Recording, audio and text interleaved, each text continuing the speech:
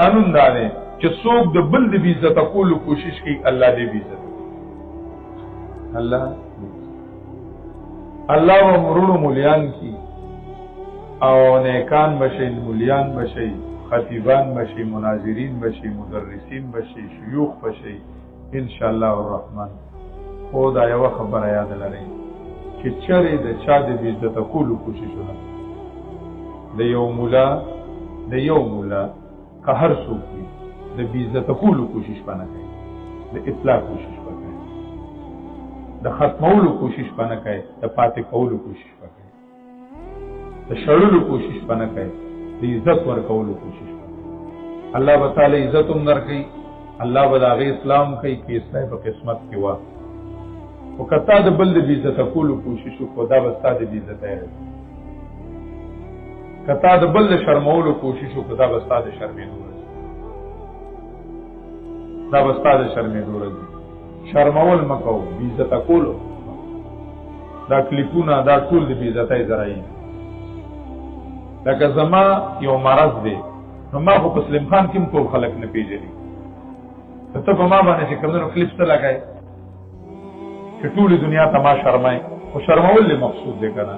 که اصلاح دې مقصود دی نو ما پسې دلته راشه، ما سره کښېنه، خط راته راولېږه، وایي دا شی چې کوم ټیک نه دی. بأسهم من وراء جدر شته کې نشته.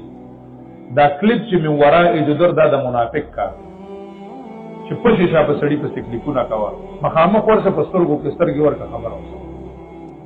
دا څه ځان له کار کتلی چې بس کښېنه او کلیپ وکړه، ورشه کښېنه ورسره خبره ورسره وکړه. دا ځای چې کوم دی نو داسې ټیک نه راځي او داسې طریقې سره ټیک راځي. که تاسو په دې لږه نظر ثاني وکړه نو ښه د دې اثر ټیک نه دی، د دې داسې دی. تا ته څوک وایي چې چلې قبول یې کړه ډېره ښه ده، که نه قبلوله بیا ته صحیح صورت د مسلې پیش کړه. د هغه د بې عزته کولو څه ضرورت د هغه بې عزته کولو دا چې کوم نه نو ډېر لوی افسوس دی. خو لکه دا خبره یاد لره چې کله دې د بل د فنا کولو کوشش وکړو دقه ستا د فنایې راځي، په دقه ورځ به ته فنا کړي. بس چې کله دې د بل د عزت ورکولو کوشش وکړو په دقه ورځ ځان عزتمند، چې کله دې د بل د بې عزته کولو کوشش وکړو په دقه ورځ ځان بې عزت. دا یاد لره جذباتو کې مه راځئ، هوش سره کار کوئ، د دین خدمت وکړئ، د ځان خدمت نه کوئ، د خپل عزت خدمت نه کوئ، د ځان د عزت خدمت نه کوئ، د خپل د نوم کولو خدمت نه کوئ. همیشه دپاره د عدم شهرت د هغې اسباب ولټوه، الله به دې مشهور کړي، الله به دې وځلي، د شهرت اسباب مه لټوه چې زه به مشهوره کېږم او زه به دا کوم، به صرف د دې دپاره چې زما نوم وشي. ډېر افسوس دی نن سبا په بې تربیته مولیانو باندې نه د چا مني نه تربیت شته، نه مني او نه تربیت شته.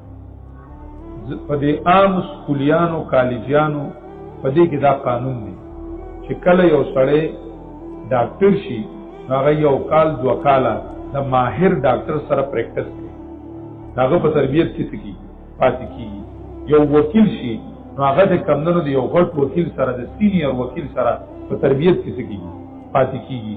زمونږ د ملاقات دا لوی افسوس خبره ده چې څنګه فارغ شي نو پلار شي، هغه د چا په تربیت کې وخت نه کوي، چا په تربیت کې نه د چا مشوره مني، ځان له مستقل بډانګې هاوي. دا ډېر افسوس خبره ده او دې چې کمدنو زمونږ ډېر کار خراب دی.